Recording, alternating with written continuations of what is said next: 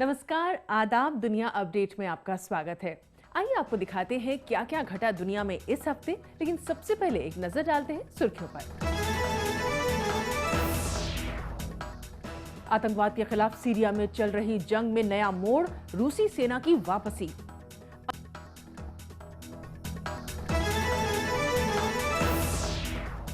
अफ्रीकी देश south Sudan में गृह युद्ध के कारण भयानक हालात।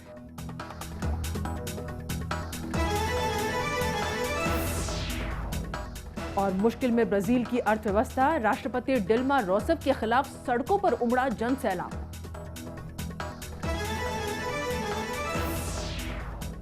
सीरिया में आतंक के खिलाफ चल रही जंग में नया मोड़ आता दिखाई दे रहा है।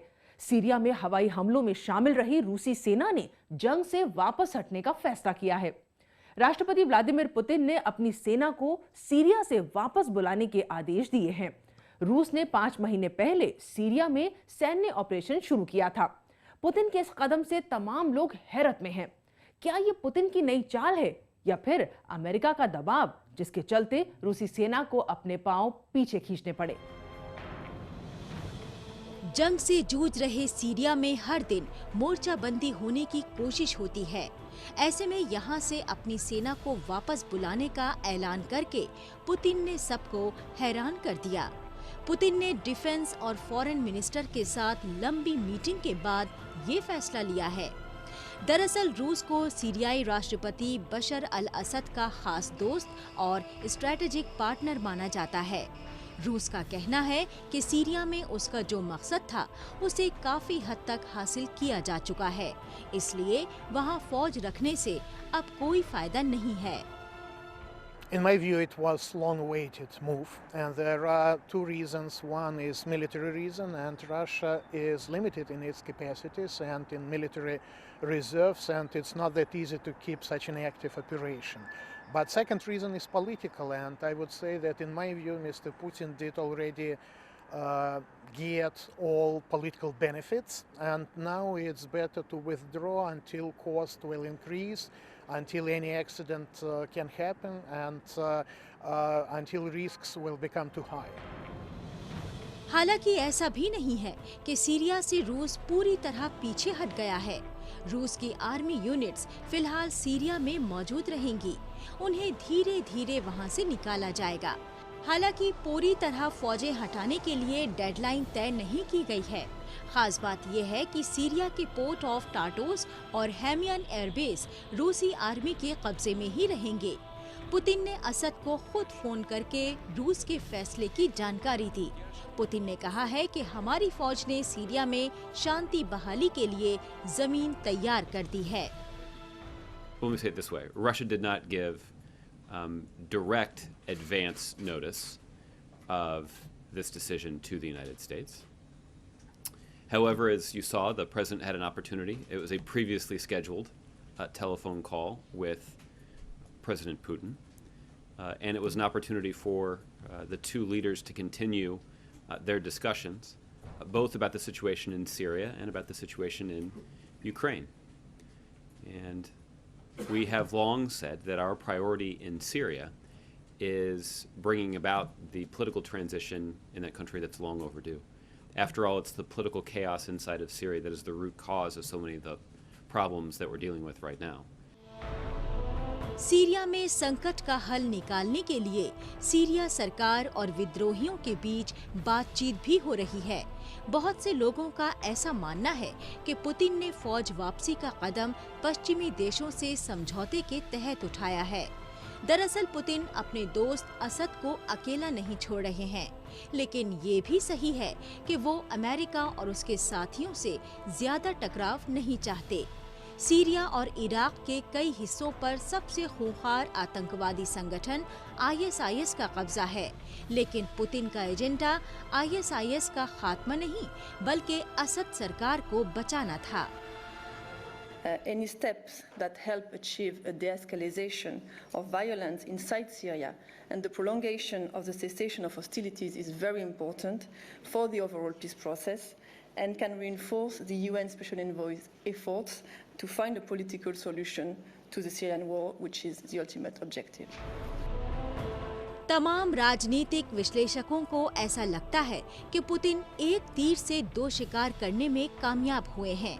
एक तरफ वो असद को बचाने में कामयाब हुए तो दूसरी तरफ पूरी दुनिया के सामने उन्होंने रूस की सैन्य ताकत का बेहतरीन मुजाहिरा किया। इसके अलावा पुतिन के लिए सीरिया तो अहम है, लेकिन वो यूक्रेन को ज्यादा अहमियत देता है, जहां लंबे अरसे से यूक्रेन हुकूमत के साथ उसका टकराव चल रहा है। सही वजह चाहे जो भी हो, लेकिन रूस ने अपनी सेना को सीरिया से वापस बुलाकर पूरी दुनिया को हैरान जरूर कर दिया है।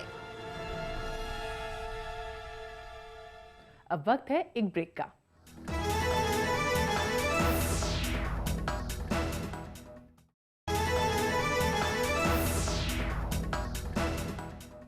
अफ्रीकी देश साउथ सुडान के बारे में चौंकाने वाला खुलासा हुआ है। ये देश अराजकता और गृह युद्ध से बुरी तरह प्रभावित है।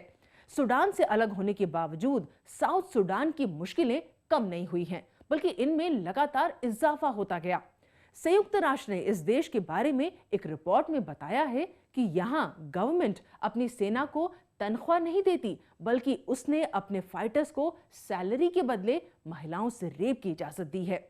इसके अलावा वे बच्चों और विकलांग लोगों को जिंदा भी जला सकते हैं।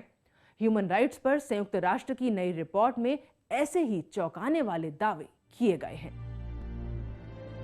दुनिया का सबसे नया नवेला देश साउथ सूडान इन दिनों बेतहाशा मुश्किलों का शिकार है। जंग, आतंकवाद, हिंसा और भुखमरी के लिहाज से यहाँ के हालात सीरिया और इराक से भी बदतर हैं। यूएन रिपोर्ट में साउथ सूडान की 2 साल की सिविल वॉर कंडीशन पर नजर डाली गई है। यहाँ बीते 5 महीने में 1300 से ज्यादा महिलाओं से रेप किया गया। सरकार का विरोध करने वालों को तरह तरह से टॉर्चर किया जाता है। The key findings are that crimes against humanity and war crimes have continued into 2015, and they have predominantly been perpetrated by the government. There are instances of opposition violations as well, but the violations identified in 2013, 14 and 15 are the same, which is killing of civilians, displacement, pillaging, abductions, rape, and generally terrorizing the civilian population. इसे हैरान कुन ही कहा जाएगा कि south Sudan में हो रही मानवाधिकार हनन की घटनाओं पर किसी बड़े देश ने सख्त कार्रवाई की बात नहीं कही है। ह्यूमन राइट्स का चैंपियन बनने वाले तमाम देश इस अफ्रीकी देश की मुश्किलों पर कोई तवज्जो नहीं दे रहे। संयुक्त राष्ट्र के मुताबिक यहाँ अक्सर लोगों को मारने के लिए शिपिंग कंटेनर में डाल दिया जाता है, जिससे दम घुटकर उनकी मौत हो जाती है। यही नहीं, बल्कि छोटे बच्चों के साथ भी गलत काम होते हैं और हैरानी की बात यह है कि ये सब सरकारी मंजूरी से होता है।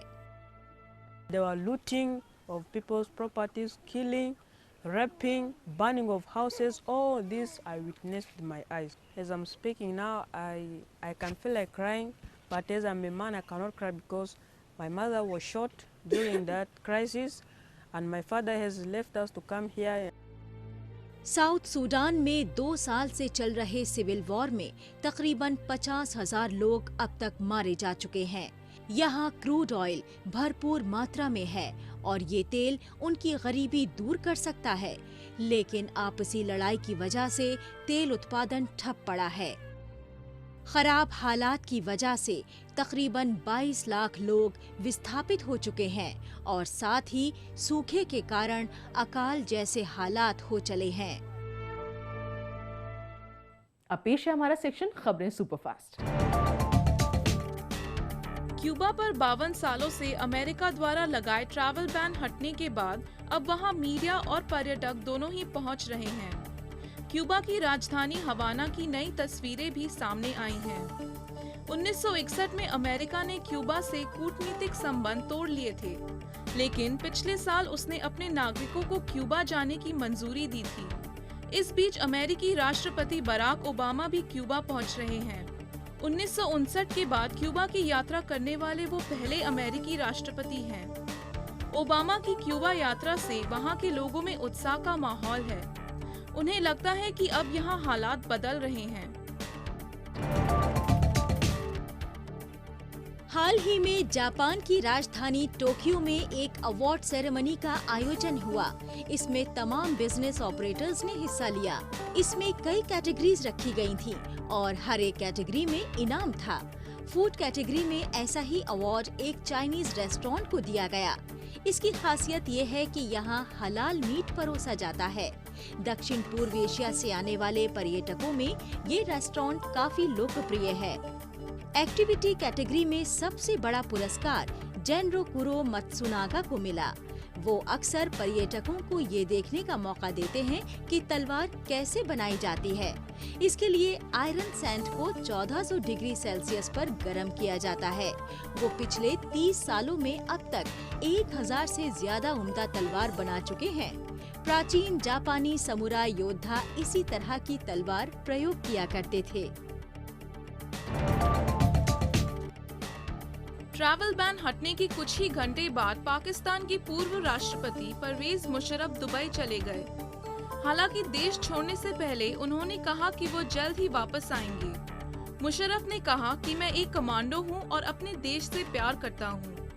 मुशर्रफ ने ये भी कहा कि देश वापस लौटते ही वो फिर राजनीति में सक्रिय होंगे।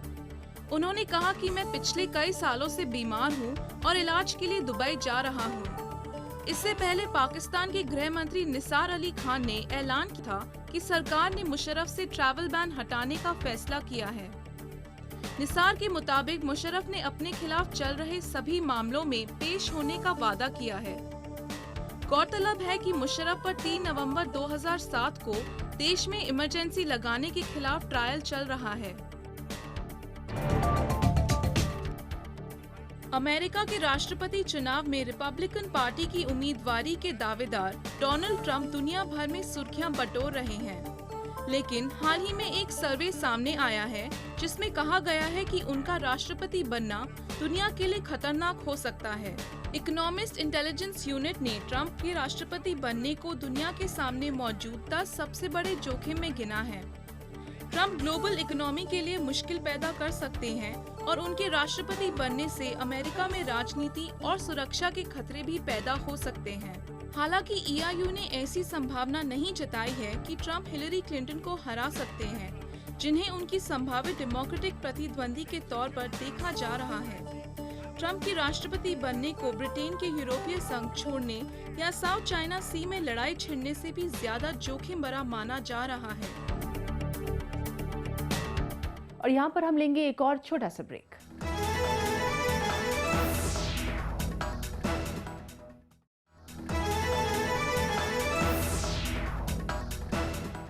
ब्राजील में सरकार का विरोध तेज हो गया है। देश भर के करीब 150 शहरों में 30 लाख लोग सड़कों पर उतर आए हैं।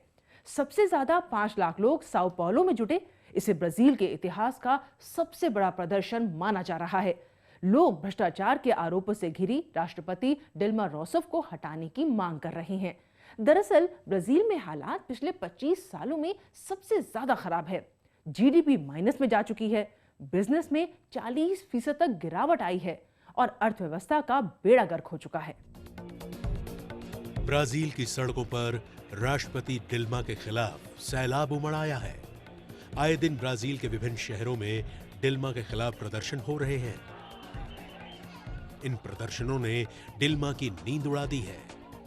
दुनिया के 5वें सबसे बड़े देश के राष्ट्रपति की लोकप्रियता सवालों के घेरे में है। उन पर धांधली के इल्जाम भी कई बार लग चुके हैं, लेकिन इस बार मामला गंभीर है। एक बड़े तबके का मानना है कि डिल्मा अपने चुनावी वायदे पूरे करने में नाकाम रही। साथ ही उन्होंने भ्रष्टाचार को बढ़ावा देकर और खेल आयोजन में अनाप शनाप खर्च करके देश को भारी नुकसान पहुंचाया है। ब्राजील में हालात दिनों दिन खराब होते जा रहे हैं। करप्शन हर रोज बढ़ रहा है। अफसोसनाक बात यह है कि खुद राष्ट्रपति इसमें शामिल है। बस बहुत हुआ। अब हम भ्रष्टाचार के मामलों को और बर्दाश्त नहीं करेंगे। सरकार को जाना ही होगा। हमें ब्राजील से प्यार है, इसलिए हम सब यहाँ इकट्ठा हुए हैं। ब्राजील में हर रोज कहीं ना कहीं विरोध प्रदर्शन हो रहे हैं। यहाँ अगस्त में ओलंपिक खेल का आयोजन होना है। विरोध प्रदर्शनों के चलते इन खेलों के होने पर सवाल उठने लगे हैं। हालांकि सरकार का कहना है कि ओलंपिक खेल जरूर होंगे। इस बीच ब्राजील की प्रेसिडेंट डिल्मा रोसेफ ने कहा है कि मैं किसी भी कीमत पर इस्तीफा नहीं दूंगी। लोगों के पास मुझे हटाने के लिए कोई आधार नहीं है, लेकिन बढ़ती बेरोजगारी और महंगाई से परेशान जनता कुछ भी सुनने को तैयार नहीं है। हमारे देश की सबसे बड़ी समस्या है भ्रष्टाचार। हम सरकार को साफ तौर पर बताना चाहते हैं कि भ्रष्टाचार बंद करो और अभी तक जो गड़बड़ियां हुई हैं उन्हें सुधारा जाए। कोई भी शख्स, चाहे वो कितना भी बड़ा क्यों न हो, वो कानून से ऊपर नहीं हो सकता। सभी आरोपों की पूरी जांच होनी चाहिए और गुनहगारों को सजा मिलनी चाहिए, चाहे वो हमारे देश की राष्ट्रपति ही क्यों न हो। ब्राजील में एक तरफ खतरनाक जीका वायरस का कहर जारी है, तो दूसरी तरफ लोगों के गुस्से ने सरकार के लिए दोहरी मुश्किल पैदा कर दी है। ऐसे में ब्राजील इस मुश्किल चुनौती से कैसे निपटेगा, ये तो वक्त ही बताएगा। अब पेश है हमारा सेक्शन ग्लैमर अपडेट।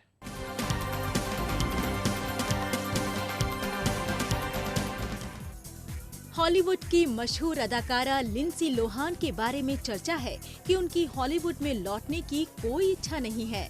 लोहान की एक करीबी दोस्त ने बताया कि फिल्म मीन गर्ल्स की अभिनेत्री लंदन में अपने नए प्रेमी एगर टाराबेसोव के साथ शांतिपूर्ण जीवन बिता रही हैं, इसलिए हॉलीवुड में लौटने की उनकी कोई इच्छा नहीं है। गौरतलब है कि एगर एक रूसी व्यापारी हैं, जिनके साथ 29 वर्षीय ये खूबसूरत एक्ट्रेस अपना समय बिताना चाहती है।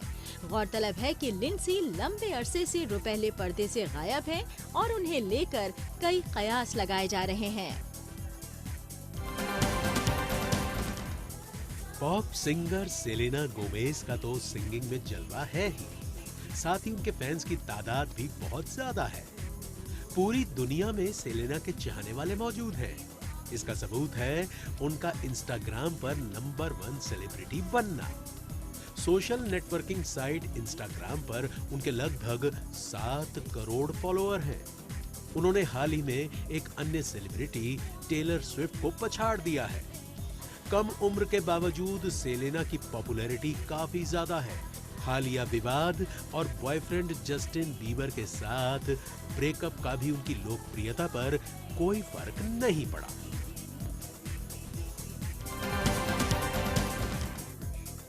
अभिनेता जॉर्ज क्लूनी ने अपने बारे में एक खुलासा किया है। उन्होंने अपने करियर की एक शर्मनाक घटना के बारे में बताया कि जब वो अपनी नई फिल्म हेल सीजर शूट कर रहे थे तो उन्हें एक शराबी की भूमिका निभानी थी। ऐसे में उन्होंने सोचा कि शराब पीकर शराबी का किरदार निभाना अच्छा होगा, जबकि उनकी ये योजना सफल नहीं हुई। क्लूनी ने बताया कि मुझे याद है कि मैं ऑडिशन के समय बहुत बुरी हालत में था, इसलिए मुझे अपने डायलॉग्स बोलने में परेशानी हो रही थी और मेरे इस बर्ताव की वजह से फिल्म से जुड़े तमाम लोग मुझसे नाराज हो गए थे। हाल ही में कनाडा के प्रधानमंत्री जस्टिन ट्रूडेव ने अमेरिका का दौरा किया। इस दौरान उनकी मुलाकात अमेरिकी राष्ट्रपति बराक ओबामा से हुई। खास बात ये रही कि इस दौरान हॉलीवुड की कई सेलिब्रिटीज को भी इन दो बड़े नेताओं से मिलने का मौका मिला। ओबामा ने खास तौर से हॉलीवुड के नामचीन कलाकारों को व्हाइट हाउस में डिनर पर बुलाया था। अब ओबामा का न्योता हो और भला कोई ना आए, ऐसा कैसे हो सकता है? जिसे भी राष्ट्रपति के साथ डिनर का मौका मिला, उसने तो अपने आप को खुशनसीब ही समझा।